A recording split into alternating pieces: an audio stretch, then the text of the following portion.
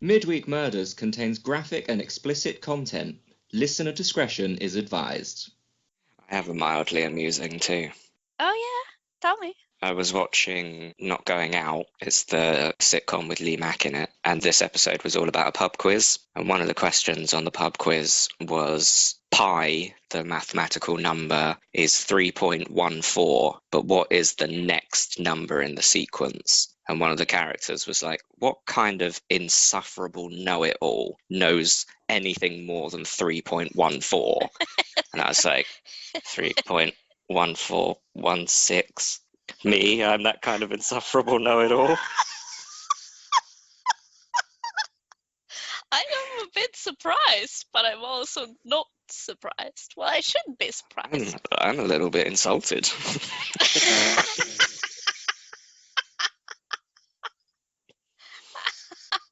Well,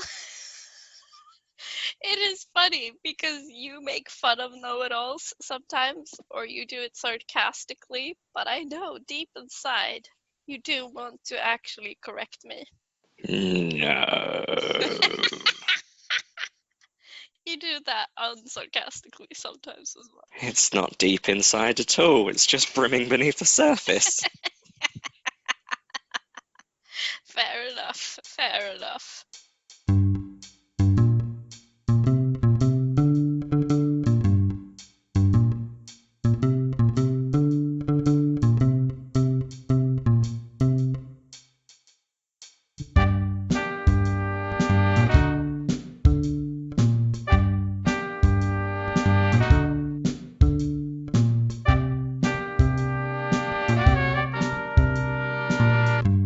Should we start, maybe? Okay. Okay. Let's kick this in the dick. Good evening, cocksuckers.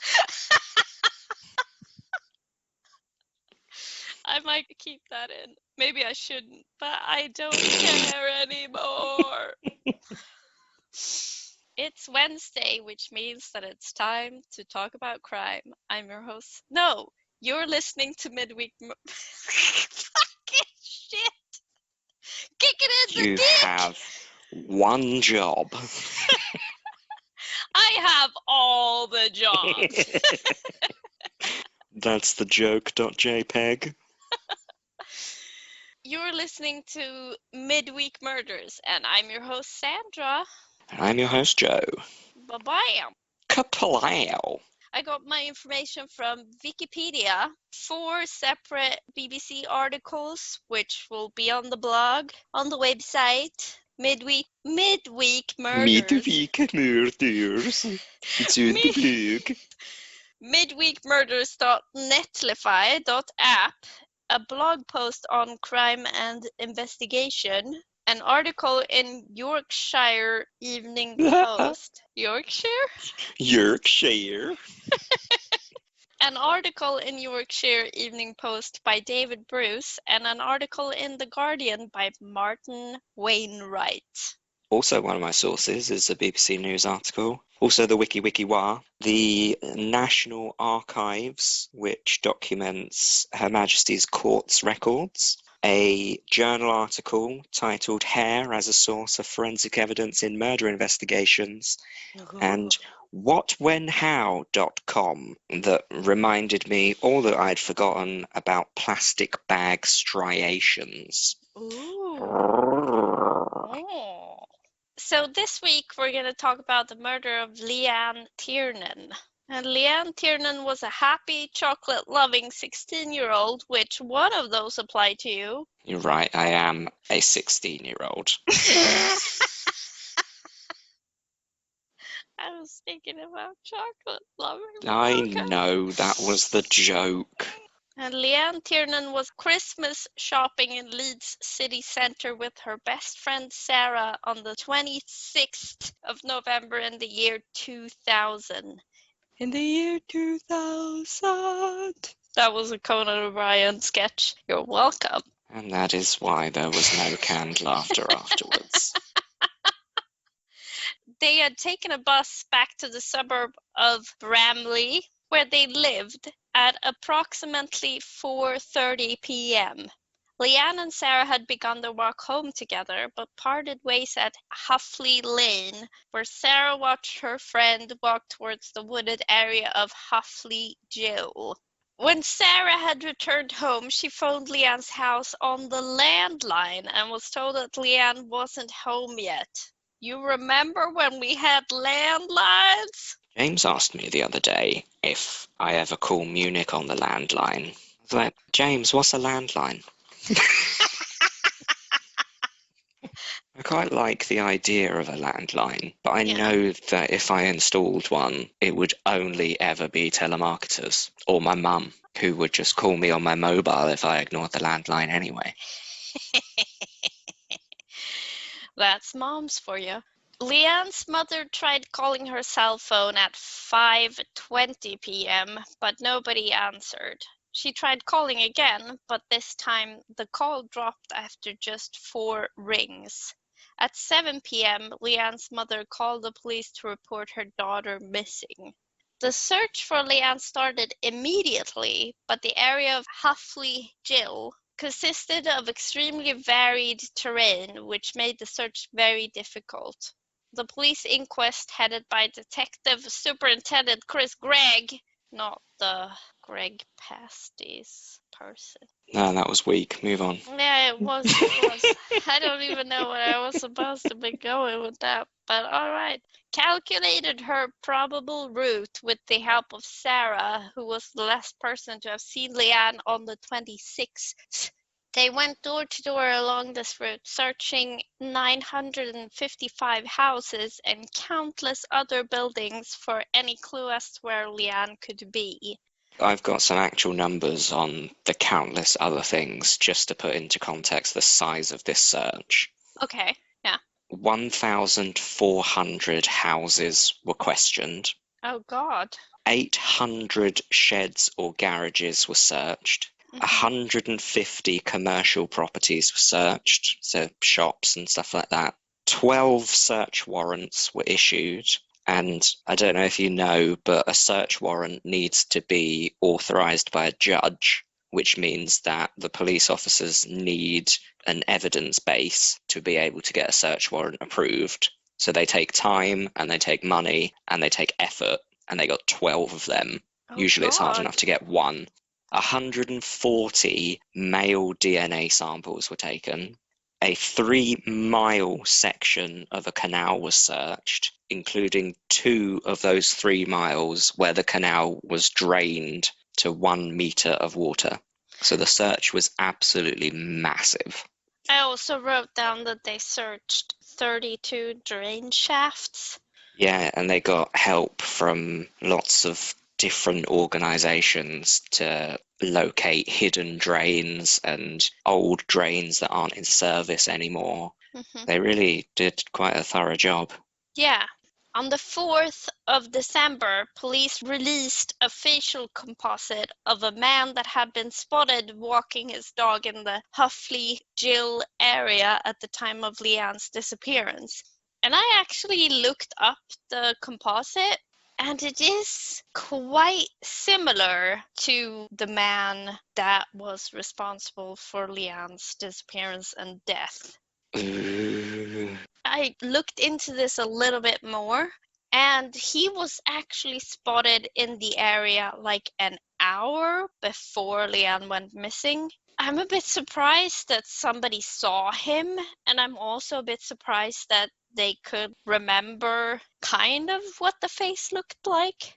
It was quite interesting, actually. And also goes to show that they did talk to so many people that they were like, this man an hour before Leanne went missing might be a person of interest. But I also remembered, like, you know, do you remember the dodgy dog walker episode? No. We talked about, like, this one guy who police interest peaked about him because he was out walking his dog, but he had nothing to do with the actual case. But this time, it actually did have something to do with the case. I always find it suspicious that it's a dog walker that finds someone or a cadaver at 6 o'clock in the morning What kind of maniac goes out at 6 o'clock in the morning to walk their dog? Obviously a murderer.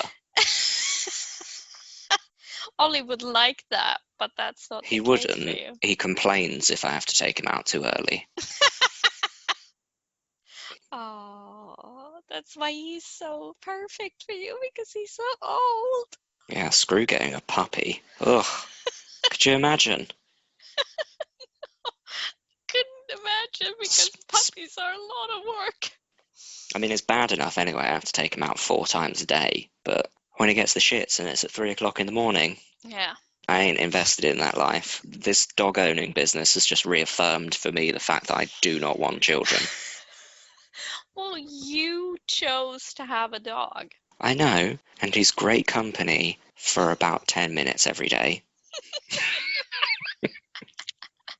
And then he slinks off and does his own thing, which is great. But a baby won't slink off and do their own thing. No. You have to pay attention to them all the time. I'm like, why aren't you grown up and have left the house already? To all the listeners out there, if this makes it into the cut, I don't think you've been invested in anything as you're invested in your dog. So don't be worried. The dog lives a great life. He is my only reason for existence. Oh, yeah. 9 months after Leanne was last seen, another dog walker, this is the one you were talking about, Surprise, surprise. named Mark Bisson was out for a stroll with his papas in Lindley Woods, North Yorkshire, 16 miles from Leanne's home. He came across Leanne's body only 100 yards away from where another murder victim, a woman named Yvonne Fitt, had been found in 1992. So 100 yards is... I'm going to guess 108 meters. 100 yards. 91.4 meters. Went the wrong way. Yeah, so almost there, almost. Leanne's body was identified by her fingerprints. And now I wrote autopsy and things found with the body. Maybe that's your...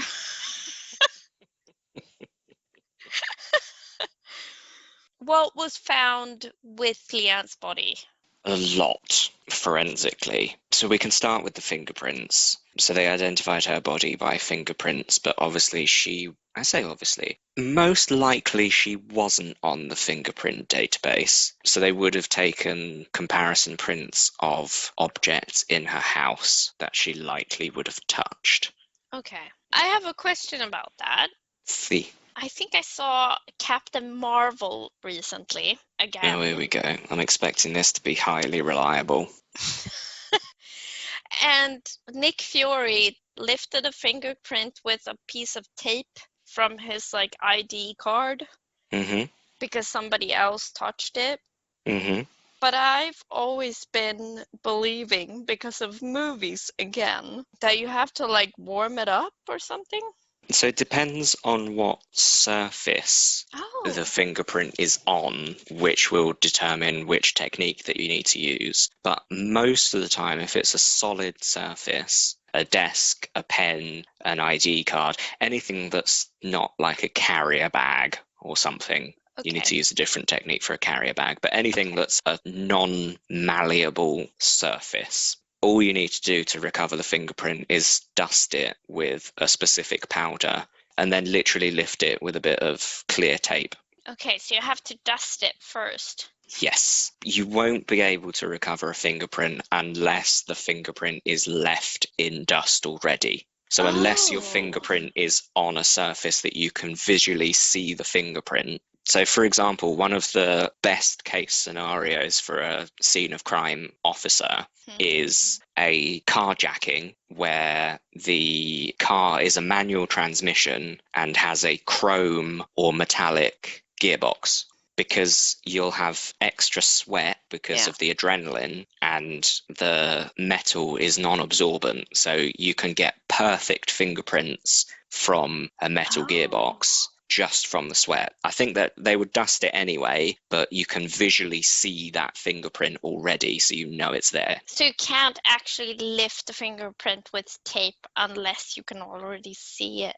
Yes. Okay. So that's why a lot of things like CSI Miami or any kind of TV show that features forensic science, they're always running around with like a little tiny feather duster, and that's essentially what they use to administer the fingerprint dust onto surfaces. So you dust down the surface, and then that will show up the fingerprint, and then you just lay a bit of tape over it, carefully peel that off, and then lay it down on some clear acetone. He also folded his tape with the fingerprint on it and then went to use it again. I'm like, that wouldn't work, right?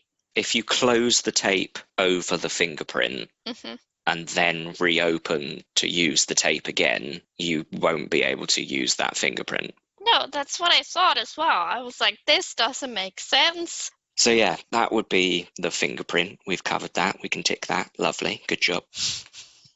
They also got a cryobiological expert. I don't know what the full word is. I just wrote cryobio because it's fun. Might be cryobiology, might be biological, whatever. I don't actually know what that is. I'm talking about it if you'd give me a minute.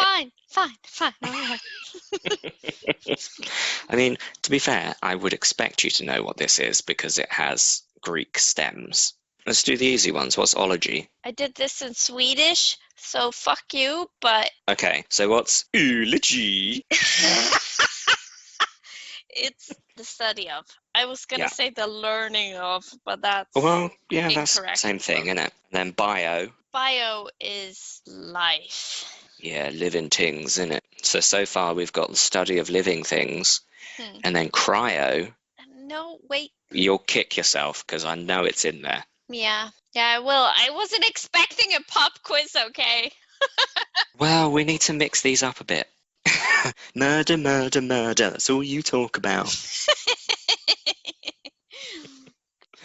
Cryo is freezing or frozen. Yeah, of course. Fucking hell. See, I knew it was in there. I knew it. And then I was like, no, that's silly. You're thinking of Star Wars. So cryo chambers are like the futuristic, you freeze your body and then thaw it in the future. Supposedly what happened to Walt Disney, not true. So yeah, a cryobiologist is the expert that looks at the study of frozen life, whether that be plant-based or animal-based. So they brought one of these people in, and they looked at the decomposition of Leanne's body and the stage that she should have been in, given that it was 8 months, I think, between her disappearance and her body being found. Yeah, 9 months. Okay, so you'd expect her to be in an advanced state of decay. What they found was she was not. I kind of guessed because of the fingerprint. Yeah, they likely wouldn't have been able to recover any soft tissue evidence over that amount of time. Yeah, they'd have to look at teeth or hair or something like that to be able to identify her. So what this told the investigators was that she had recently been placed in that shallow grave and that she hadn't been there the whole time. Which is why when they did that massive search of that massive area, nothing came up because she literally was not there. Her body was in, I think, 9 bin bags. Might be a different number, but I feel like it's 9. Not chopped up for once. And also a floral patterned duvet. The floral pattern seems to be significant to a lot of the people that have written these reports. I can find no significance to it, but they all mentioned it. So I thought I'd let you know as well. She had a dog collar, a leather dog collar that was closing one of the bags over her head. Okay, so it was on top of the bag. Yeah, so the bag was on her, and then the dog collar was sealing that bag around her neck. She was also bound with her arms behind her back with cable ties. One of the bags that was used to cover her body was a specific type of green plastic bag. I don't know if it was a bag, but it was definitely a green plastic. And she also had a scarf that was knotted around her neck. Okay. That's the summary of the condition that they found her body in. Yeah. So after Leanne had been identified, the police made a public appeal asking for any information about people living in Bramley who had a connection to Lindley Woods, where the body had been found. After this appeal, 2 separate women reached out to police about a man named John Taylor. They were both former girlfriends of his and told police that they had driven past Lindley Woods with John, who had told them that he would go there regularly to poach. The police were also tracking another lead. They had contacted over 100 pet stores in an effort to identify the person who had purchased the dog collar that was around the plastic bag. This had been ultimately successful, as one company was able to supply the police with the name of a customer who had bought several of these dog collars and who lived in Bramley. Sorry, I just want to interject. Mm-hmm. Because I found particular aspects of the police work behind finding and linking the evidence really fascinating, which is probably just a reflection of my sad personality. But for the dog collar, they worked out that it was made by one specific company in Nottinghamshire. Okay. They then followed that, so they got in contact with that company and they said, yeah, we sent this particular brand of collar to 112 wholesalers. So they then got in contact with all of those 112 individual wholesalers and said, has anybody in this time frame purchased one of these collars? And so they got a list of people back with addresses and whatever else data the police can seize. And one sale in Liverpool, they found that Taylor was the customer. I think it was a mail order. Yeah, so he bought it online, which probably made it easier to track him because they had shipping addresses. Mm-hmm. So they would have said to the wholesalers, okay, did you ship to anybody in this area during these dates? And so they got the list and they cross-referenced it. But I just find it so incredible that from a random looking leather dog collar, they can come up with a positive ID for someone who's already a suspect. Yeah, and also in Liverpool, which I'm guessing is not North Yorkshire or whatever. It's not, no. That's why it's called Liverpool. Yeah, I just thought it was a particularly interesting point. Yeah, it is crazy. So John Taylor, a 44-year-old dickbag and Parcel Force employee, lived less than a mile from Leanne. Known locally as the Pet Man, which a weird moniker, but alrighty then. He owned several animals such as ferrets, and dogs. You're just thinking of Draco as a ferret. Ferrets might be good pets, I don't know. Being a Parcel Force employee would have given him access to the cable ties found with Leanne's body, as these were more or less only supplied to Royal Mail, Parcel Force's parent company. Which is funny because we mentioned Royal Mail in the last episode. We shit on them, but it's good They're that back. they exist. They're back. Okay, maybe we should talk about the evidence that linked John Taylor to Leanne's body. You've already done 2 with it. Mm-hmm. So my role here is reduced. They also found a dog hair on Leanne's person. I don't know where they found it exactly. Did you read that at all? No, I thought it was a human hair. They found a human hair, but they also found a dog hair. Oh, okay. So they sent this dog hair to a university in Texas. Oh. Yeah, long way to go. Which specialised in DNA profiling for pedigree dog research. Oh. So you could submit your dog's hair to them and they'd be like, nah, that's a mongrel, not a pedigree. Don't spend $7,000 on it. Didn't know that was a thing, but good to know. So they managed to get a partial profile from the hair that was recovered, and they believe that it would have been a match to the dog that Taylor owned, which conveniently died of heart failure just as the police were starting to close in on Taylor. Oh, I thought that he killed the dog.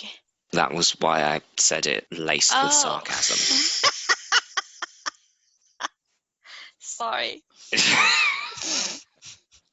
Yeah, so a lot of people think that he killed the dog and burnt the body so that he couldn't be linked back to Leanne's murder. Yeah. Like you said, they also found a human hair. This was found on the scarf that was wrapped around her neck, and it was in the knot. So they were pretty sure that this was not a cross-contamination, that it had come from either Leanne or the main suspect. Yeah. They easily ruled out Leanne because she still had her hair. Easy cross-reference. Mm-hmm. Done. They couldn't recover enough DNA to be able to use nuclear DNA. So nuclear DNA is all in the root of your hair.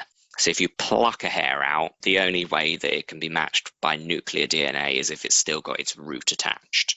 There wasn't enough DNA on the hair to be able to use nuclear DNA. So they used a relatively newer technique, which is mitochondrial DNA. So the important thing to remember about mitochondrial DNA is it is not unique to each person like your nuclear DNA is. So because your nuclear DNA is a mix of both of your parents and then a certain combination of that which makes it different to your siblings, if you have any, will have exactly the same mitochondrial DNA as you. So you can't use it to identify uniquely a person, but you can use it to identify someone of that maternal lineage. So if Taylor had a brother, you wouldn't have been able to tell which one of the two of them the hair belonged to, but you would be able to determine that it was one of those two. Yeah. Or a sister.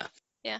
So there's a bit more evidence. So like we mentioned before, there was a green plastic that was found that was used to wrap the body. The sample that was recovered from the body was found to be a match to some green plastic that Taylor had in his home. He'd used some twine to tie up some of the bags. This was linked back to a specific brand of twine that was manufactured in Devon that was usually only sold to the Ministry of Defence. Now, that company said, actually, we did make an individual batch that was a one-off that we gave to retailers to use in rabbit hunting, which is one of the things that a certain Mr. Taylor was particularly fond of.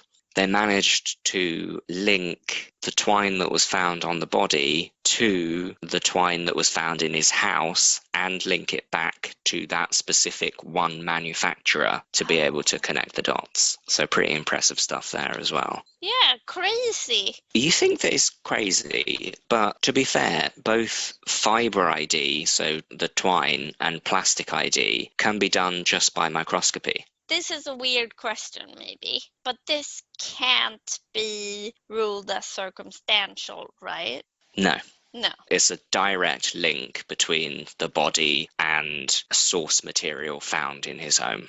Like if they hadn't found a batch of cable ties in his bedside drawer that were the exact same manufacturer as the ones used by the Royal Mail, then the cable ties would have been circumstantial because the cable ties found at the body would have been linked back to the ones supplied by the Royal Mail and he worked for the Royal Mail. Yeah. But because they were also found in his bedside table, that then moves beyond the realm of circumstantial to hard evidence. Okay. You've got a batch of these cable ties. They have been used on this body. Must have been you. And because it wasn't a cable tie readily available to the general public. Yeah. Okay. The same as the twine. So if it were just a generic white string that he'd bought from Tesco, for example, other retailers are available, it would have been circumstantial evidence, because you can't link that twine to the twine that was used on the body. But because it was specifically made by one company that sold it to a specific batch of retailers, and then they looked at the microscopy and found that the twist direction was the same, the blend of fibers were the same, any dye or manufacturing defects were the same, it then moves beyond the realm of circumstantial to being hard evidence. Circumstantial evidence is enough to be able to give you a hint. You wouldn't be able to, as a jury member, say beyond reasonable doubt that this piece of evidence links this person to this crime. When you add them all together, which has been the case in previous cases, if you add a bunch of circumstantial evidence together, then it's beyond reasonable doubt. Yeah, then that all accumulates to become beyond reasonable doubt. But if you've only got a couple of bits, then you can't really prosecute on it. Yeah. Well, they do in America, for example. But we have a much better legal system than them. I would hope so, yes. Okay. Were you going to say something else? Because I was going to talk about the pollen. That was fucking amazing. I'm excited about the pollen, actually. Oh, mate, the pollen. So I genuinely was so fascinated reading this paper, because I was not taught anything about pollen analysis during my course. So writing my notes, I've done what you've done and have block capital written notes. Just like, oh my God, this has blown my mind. What has happened? So for the listeners who are not aware of the full details of the case, they brought in a pollen analyst to look over any pollen or biological detritus, such as leaves, twigs, etc., that were found on the body, and to be able to narrow down where Leanne had been previously, whether she was kept in the forest the whole time, which they sort of knew she hadn't because of the cryobiology, but just wanted to be sure.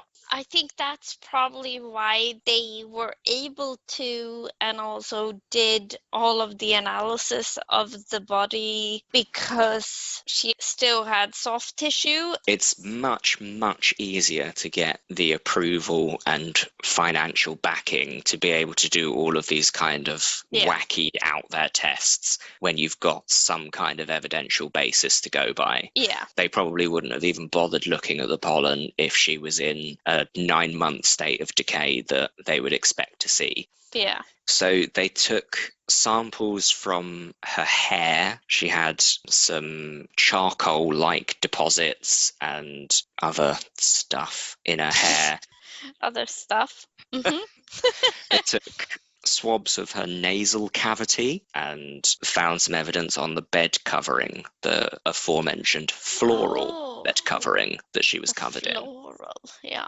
So from these sample profiles, they managed to determine a bunch of different plant varieties that were non-native to the environment that she was found in. So she was found in woodland, and they found pollen or physical samples of a privet hedge, elder trees, bramble bushes, hawthorn trees, a cherry or plum or sloe bush, and buckler fern. So those are all like plants or bushes. They also found pollen from beech and poplar trees, and the pollen profiles were dominated by nettle pollen and a thing called orache or orach. If there's any plant people out there, I apologize for butchering the pronunciation of whatever that word is. But the most interesting thing for me is that they looked at these pollen profiles that they'd got from the body, and they came up with a scenario or a place that was almost an exact match for Taylor's back garden. So they were like, judging by the amount of X, Y, and Z it's probably in a garden that's got an overgrown privet hedge, that's got overgrown nettles, so it's not going to be a well manicured garden. There will be fire pits, like you're just burning shit in your garden. Is that why they found the charcoal on her hair? Yeah. Because of the fire pits? Oh. Yeah, and the thing that blew my mind that was in block capitals, the beech and poplar pollen from the trees, Yeah. they managed to say that these two species of trees would just be visible where the body was. Oh my god. They were like, we found some pollen from a beech tree, but it was only a little bit, and so therefore a couple of gardens across somewhere will have a beech tree growing. That is fucking crazy. Fucking mental. So once all of the other evidence had linked Taylor to the crime, they went to his house, obviously, went into his back garden, and, test to your memory, his garden was overrun by a privet hedge, had a shit ton of nettles, he had plum and damson trees, there was a poplar observable in the distance, and there was abundant buckler ferns. That is fucking crazy. They also found fungal remains, so a bit of mushrooms, and charcoal remnants that under microscopy were the same species, so the fungi were the same species that were recovered on the body as to the ones that were found in his garden. The charcoal was an exact match, so obviously wood or coal burns in a specific way. So if you've got a barbecue, for instance, and you stick your hand in it, that charcoal will be unique to coming from that barbecue. That's so crazy, though. It gets even crazier. They were like, there's quite significantly large portions of charcoal or burnt fragments that they recovered in her hair, from which they were able to determine almost the exact positioning of her body while he burnt shit in his garden. What the fuck? I can theoretically understand this, but also I'm like, why isn't this always done? I think it probably comes down to a dead end. This, in this situation, is circumstantial evidence because it's highly likely that the same ratio of plant matter would be found in his next door neighbour's garden. Yeah. If they also left it to be overgrown. So unless there's actually a call for doing it, you're not going to get any evidence out of it. So I understand the frustration with finding a case like this, and they've done absolutely everything you can think of, and it's come to a nice conclusion in that this guy's been found and sentenced. But if they didn't have any kind of link to him in the first place, they wouldn't have done the pollen analysis. Yeah. The twine analysis would have come back inconclusive. They'd have been like, yeah, this is just string. The plastic would have come back as this is plastic. It's only because they got the corroborating story from his ex-girlfriends and then all of the other evidence linked itself together that this became possible to ID him in such a way that they got the positive. It's the problem with a lot of cold cases is that you can recover all of the material from the crime scene. So someone who's been sexually assaulted and then murdered, you can recover a DNA profile from any semen deposit. But if you haven't got anyone in the database that matches it, and that's all the evidence you've got, that's where the case stops. Yeah. Because there's nowhere to go from that, short of testing everybody in the local area, which they did do in this case, and they've done it in a couple of historical cases as well. The first DNA case springs to mind. I don't think they can do it anymore. Yeah, but also I must commend the West Yorkshire Police. Yeah, they did a really thorough job. Yeah, it was incredible. Which is refreshing given the amount of cases we've done where the police have been like, herp derp evidence, blah, blah, blah. Yeah, it's been appalling in some cases, but yeah. I've got one more bit. So there were also carpet fibres that were recovered from Leanne's body, whether it was the body or her clothing, I'm not sure. Doesn't really matter. They found some carpet. Taylor had actually tried to be clever and had ripped up all of the carpet in his house, which I think attributes the burn piles in his garden. It's either his carpet or his dog, probably both. What he wasn't smart enough to do was remove all of the carpet. So when the scenes of crimes officers popped into his house and looked into the corners of his living room, he'd actually missed some carpet on some of the nails that hold the carpet in place. So, like, pluck, popped that under a microscope, and what do you know? Perfect match.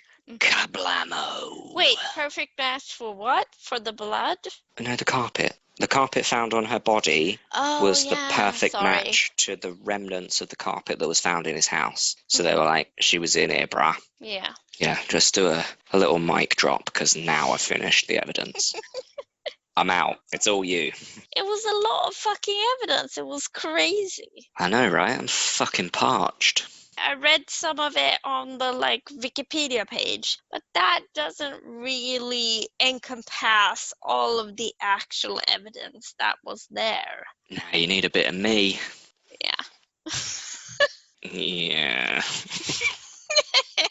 No, I mean it. Anyone can fucking Google a microscope, can't they, mate? You ain't that special.